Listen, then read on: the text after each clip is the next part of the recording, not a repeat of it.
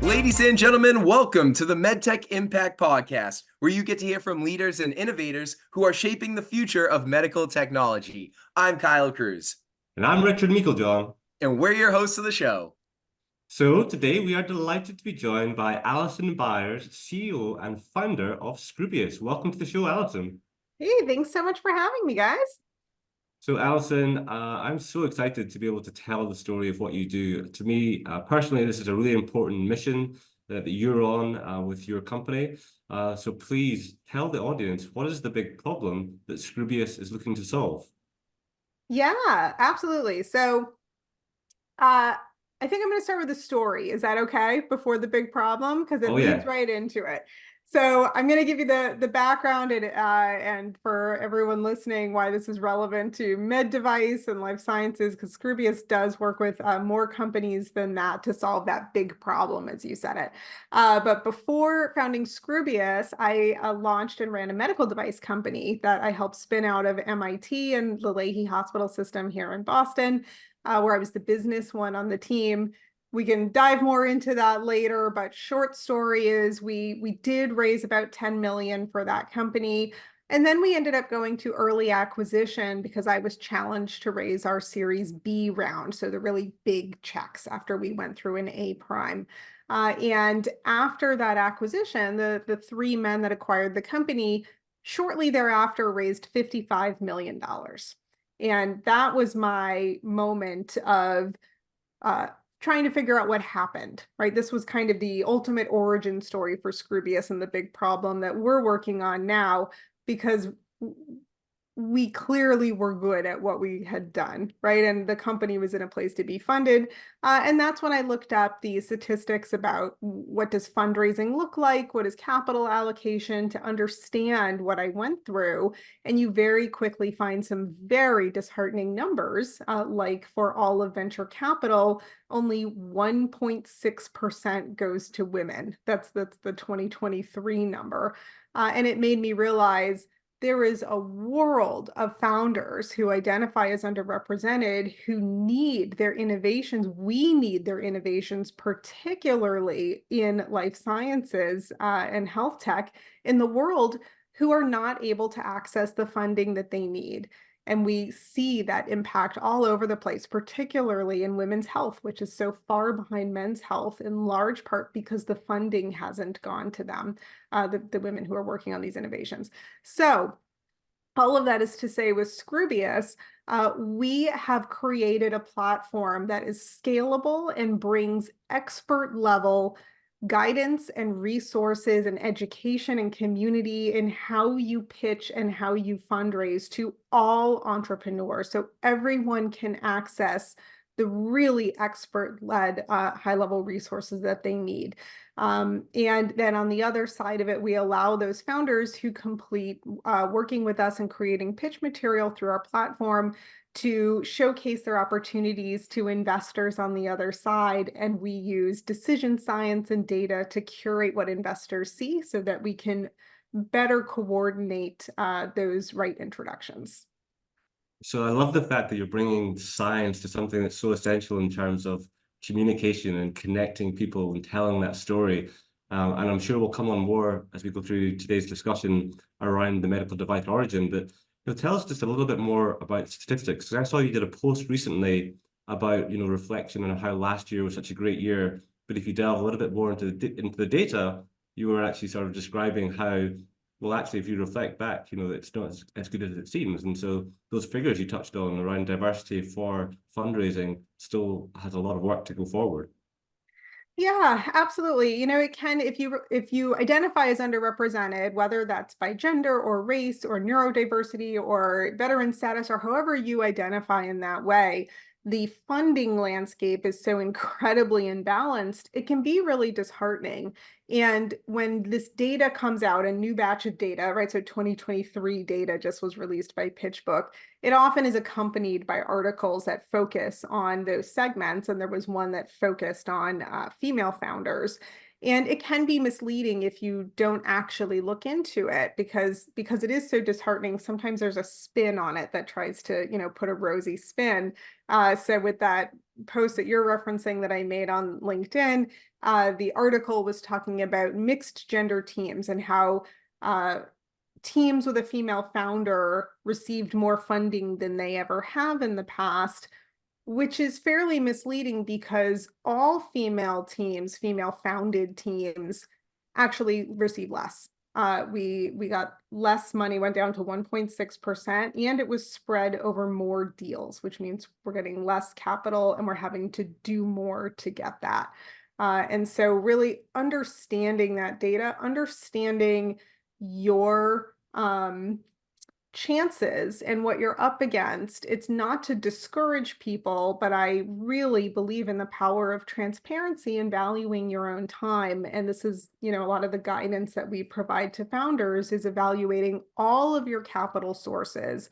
And it can be, particularly challenging with med device. If you have a scientific background, an academic background, it's not natural for you to get into the pitch storytelling element, but your odds are already stacked against you. And if you don't do the work to understand that piece of it, it'll just be that much harder.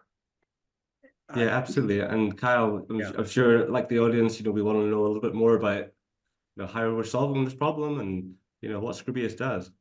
Well, yeah, I mean, it is quite interesting, right? Because obviously this has been something that founders have been, focused on, and it's been obviously a key element of them starting their and building their company. So, building your pitch deck, this has been around, I guess, for such a long time. I mean, I don't know how many years, maybe honestly thousands of years, for crying out loud, right? It's like it's a part of the process. So kind of what is the old way of doing these pitch decks, right? And what is Scroobious, you and Scroobious see as the new way of doing it? How has that changed? Yeah, it's really interesting. So, I mean, anytime that you're trying to uh, solicit funding for a project you're doing, whether it's a startup or not, you have to pitch someone, right? You have to pitch a bank to lend. You have to pitch a studio to make a production. You have to pitch what you're doing. But in business, traditionally, it's been the business plan, right? I think not to like age all of us on this chat here today, but I'm pretty sure we've all written a business plan or remember writing large documents and reviewing them. People don't do that anymore, right? When's the last time you saw a 30-page Word doc business plan? You don't see it anymore. We present, right? We speak in presentations now, and especially where entrepreneurship has exploded. It is a career path now, and there are more training programs for entrepreneurs than ever existed before. Even just to give you some quick stats, because it's so interesting, there are more than 5,000 entrepreneurship courses just in the US. That is a 1,900% increase since 1985.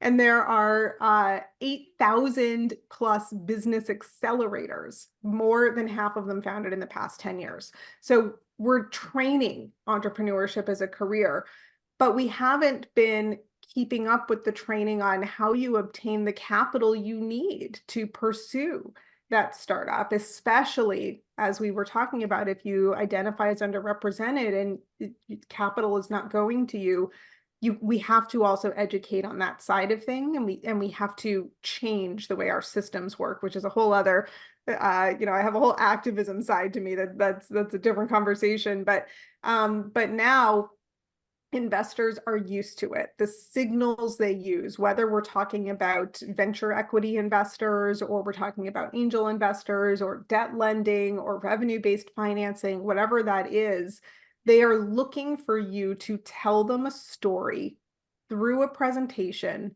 that they can relate to instantly, personally, and get it at a very basic, general, high level, because they don't have the time that they used to have to read through these heavy documents. They give you 3 minutes on average, and that's all that they have. It's not that they're being unfair, it's that they're overwhelmed.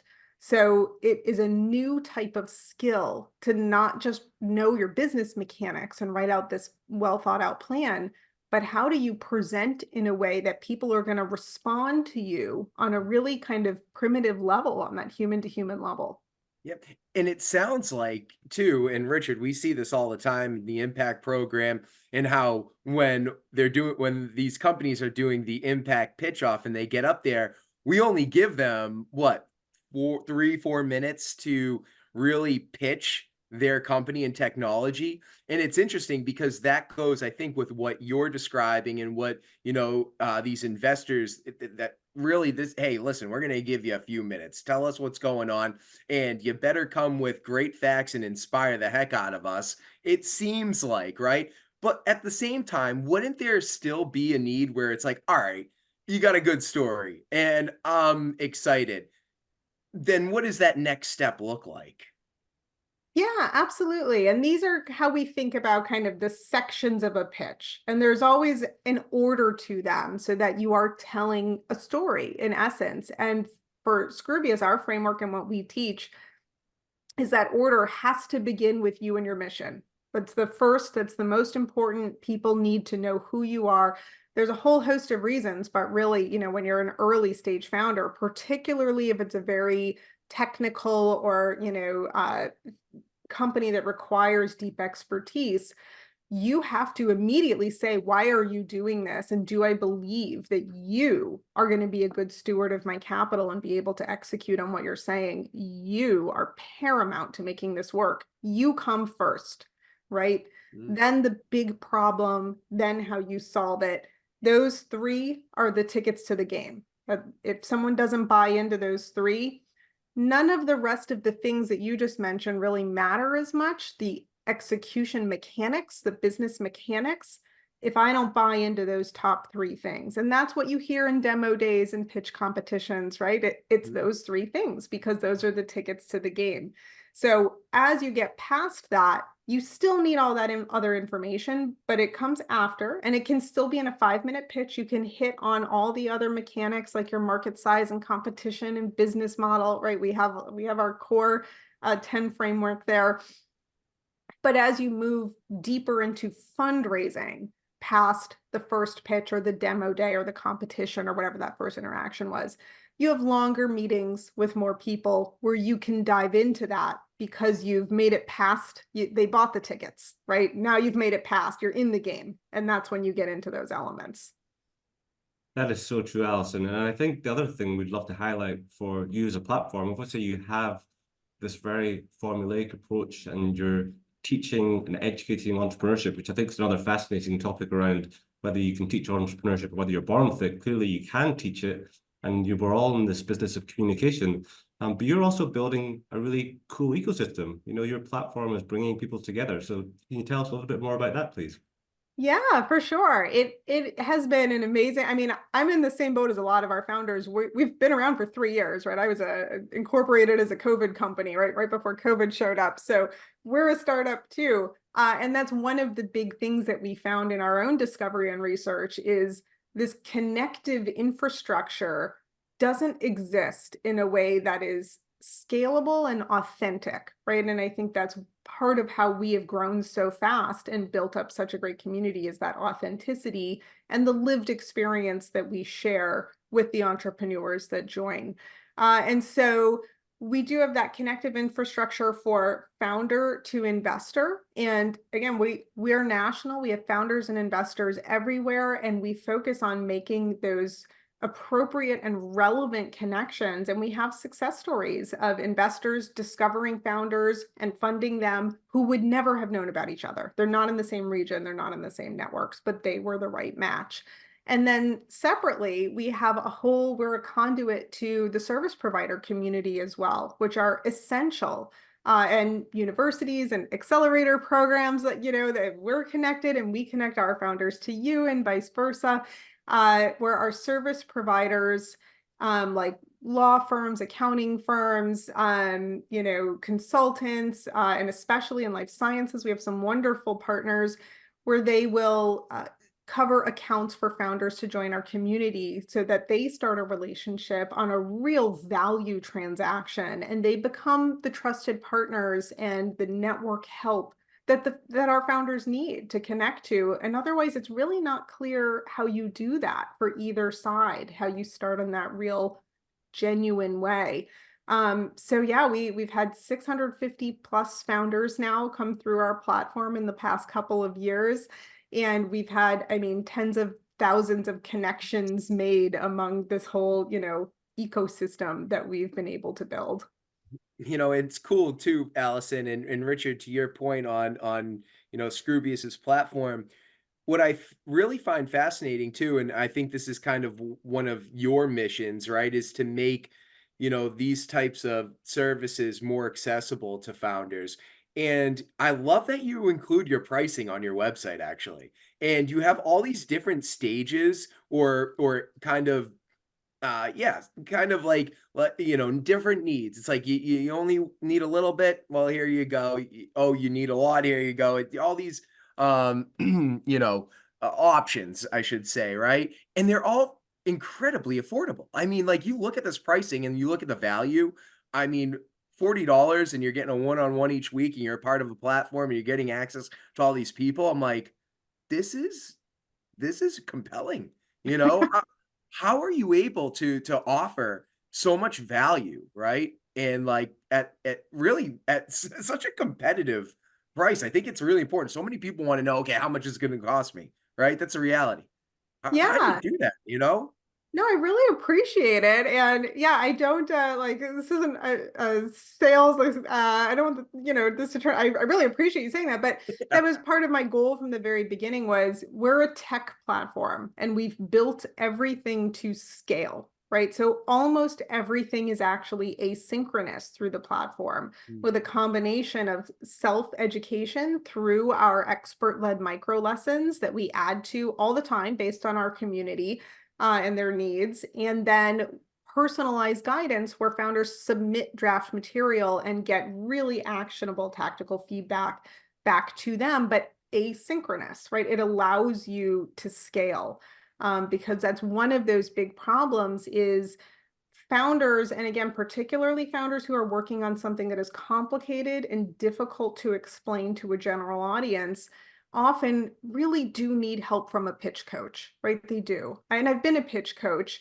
It's a time-based profession, so it's expensive inherently. It's an expert's time, and that becomes inaccessible to millions of entrepreneurs who actually need it the most. And mhm, so, right from the outset, that I knew whatever we build has to be scalable and the unit economics have to work so we can make it as affordable as possible. mm, And that's part of why we work with partners too. Most of our founders actually don't pay because they are working through a service provider and then we make that introduction. It's typically a service that they need. And mhm, now they not only have our help for pitching and fundraising, they also have help from this trusted advisor capacity mm. of a service provider where founders don't realize most of them want to help without trying to sell necessarily. They want to be involved in the startup ecosystem. That's how you build your reputation, your brand, and your relationships for future sales. But founders are very reticent to just reach out to them. So we can be that in between. Yeah, no, I mean, I think that's just so perfectly put and said. And yeah, it was funny when we were talking before the show, we don't really go into, like the big sales pitch here. This is about value to the audience, right? But I think that that is just so unique, right? In this day and age, what like you want to know how much it's going to cost, you want to know the value you're getting, and you want to know, and it's just being able to do it at such a competitive rate when these people are, strapped for cash anyways Yeah. trying to make it. I mean, it's just it's obvious, and so I'm just so glad that we're able to get that out there. So something that else that going back to you and in your expertise in this space and going back to storytelling, I guess do you have maybe a few tips for the audience founders out there today looking to raise capital and you know what they don't know where to start telling their story, what are your tips for them? Absolutely. So I'm going to give you my number one tip. And this is what I say in all of my pitch workshops is if you remember one thing from this whole workshop, I want it to be this. And it's such a simple thing, but rarely done, is when you're working on your presentation, every single slide should have a statement at the top that tells me the point of this slide. 1 point per slide. What is it? Tell me. It's a header statement. And when you're even just thinking about how do I tell my story, starting with your header statements is a great place because they should tell your story even without the slide content. If I just read them, do I understand your business and your opportunity?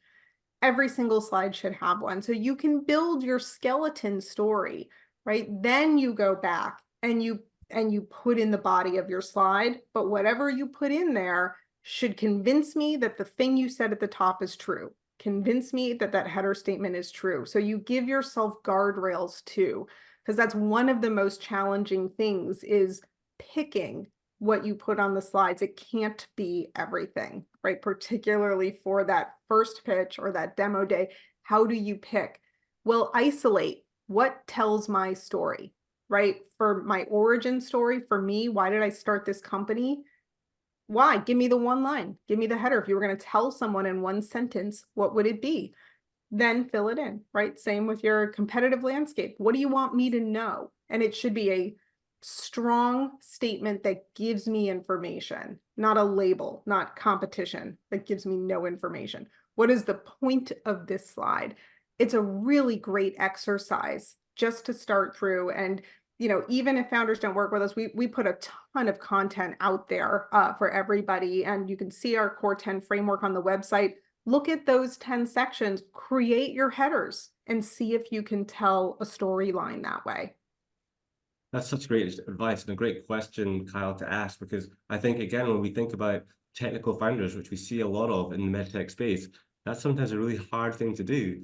And again, in your workshop, Alison, you have a great couple of slides about how we dive into the regulatory component or the reimbursement component and how they can tell the story of those things that are sometimes hard to translate to the audience. Yeah, exactly. Well, and especially scientific founders, like I had the reverse, right? Where at my last company, I actually had to give a grand rounds presentation to an audience of doctors. That for me, I was like, oh my God, like I better make this super, scientific, like put all my charts in there, all the things that I wouldn't do in a pitch deck to investors. So I can understand if you're used to just giving grand rounds or presentations to a scientific or clinical audience that understands what you're talking about, it can be very challenging to shift into, well, what's the minimal amount of information I can put on this slide? And they don't have time. Investors don't have time. It sounds counterintuitive. Doctors actually have more time and they will dive into it with you. The investors are like, you tell me the thing. I'm not going to stare at this slide full of charts and words and elicit what you want me to know, right? The founders sometimes think it's just intuitive. Well, whoever looks at this is going to understand what I'm saying. No, they won't. They're not going to give you the time to understand it. You better tell them. And yeah, these are some of those simple, kind of tips when you think about it. Oh, that makes sense, but it doesn't if that's not your world and that's not where you come from. And you're up against other people who do understand that, who are pitching to the investors, and then you're at a disadvantage. Yeah, that is so great. And I'm just so fascinated too, Allison. I love your slogan, "Screw bias, be scroobious." It's edgy, it like packs a bit of a punch. Like tell us more about that. Like screw bias. How did you even come up with this? Sure. Oh, good. That one was kind of natural. I'll tell you, the name Scroobius actually comes from a poem. That's the background of the name. It just so happens I I recognize I picked a company name that is difficult for some people to say and to spell, but I get to tell the story and it's meaningful. It actually comes from a 19th century poet named Edward Lear. He has a poem called The Scroobious Pip, which is a children's poem. It's all about this creature that enters the animal kingdom. It's a little bit of every animal. It's called the Scroobious Pip. And the poem are the animals in their groups saying, which of us are you? Trying to classify it, right? And at the end of the poem, they celebrate it because they can't classify it. It's unique and it's happy at the end, right? So that's where the name for me, if you don't pattern match as a founder in the investing space, well, we shouldn't be penalized for it. That's a unique opportunity where you find profit and alpha. That should be a celebration. So Scroobious is where the name comes from. And it just so happened that Scroobious is, behind, we're a mission-driven company. That's our mission, and it helps people know how to say the name. Cool. Great story. Love it. Absolutely, absolutely love it. And so please tell us what's coming up for Scroobious. You mentioned you do a lot of personal advocacy work, and obviously Scroobious is a growing platform. What's ahead in the next sort of 12 to 18 months for you personally and for Scroobious? Yeah, I appreciate the question. And yes, I do. I hope people find me on LinkedIn. Feel free to look me up and connect with me. I do a lot of other work, all under the mission of diversifying who gets to participate in our innovation economy. Part of that is legal activism, which, platforms like mine and other platforms also need regulations in this space to help raise the awareness and raise the accountability of where is the capital going. But for Scroobious itself, we're continuing to grow. We've now built in more capacity in our own startup so we can work with more partners. If there are any service providers, accelerators, universities listening who want to support and reach more diverse entrepreneurs, please get in touch with us. That is our audience. And ourselves, we have a big research and development effort too on the investor side. My background is pretty heavy in data analysis and data science. That's where I come from. We are measuring and turning into variables the intangible qualities that investors always talk about, right? A lot of investing is based on your gut, on your intuition. You just feel a connection with a founder. When you listen to investors talk, and I'm an angel investor too, this is how they talk. It's on their gut. You can measure a lot of that gut. You can measure the connection you feel with somebody's characteristics when they're presenting. Our founders create decks and video introductions. So we have a lot of data about character, coachability that we get through working with the founders on our platform. That's what being a tech platform lets you get, data that you can use in a responsible way. And so this coming year, we're doing a lot of work building our own recommendation system so we really can grow the success rate, right? The investors discovering founders that are relevant to them that they would not encounter otherwise in their networks. Amazing. Well, I'm excited to see the platform grow, to see Scroobious help more founders. You have an amazing mission, and you have an amazing approach to how you're solving this problem. Well, thank you. I very much appreciate it. Mm-hmm. Yeah, this was amazing, Allison. We can't thank you enough for coming on today to the show, and we just, really hope that all the founders and everyone just working in the medtech industry in general, who's here supporting entrepreneurs and helping them on their journey and achieve their goals and dreams. I hope you guys find an opportunity to learn more about Scroobious and Allison. You are such a selfless person. You are so involved throughout the industry. You are an incredibly hardworking, dedicated entrepreneur yourself, and just leader in the medtech space. So keep crushing it. More people like you, please. And thanks again for coming on today. Wow. I'll pay you later for all those compliments. Thank you so much. This was a Yeah. great chat. I really appreciate you inviting me on. And I love the platform that you're giving to founders working on amazing innovations too.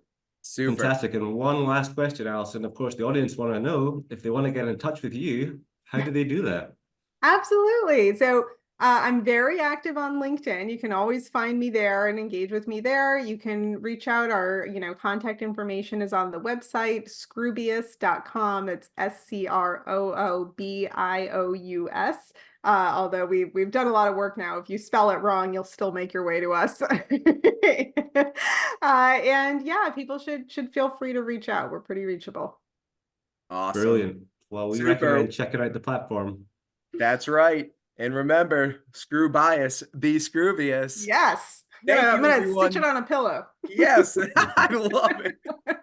All right. Well, thank you everyone for tuning in to another episode of the Medtech Impact Podcast. Again, that was Allison Byers from Scroobious. And until next time, I'm Kyle Cruz. I'm Richard Meiklejohn. Keep innovating.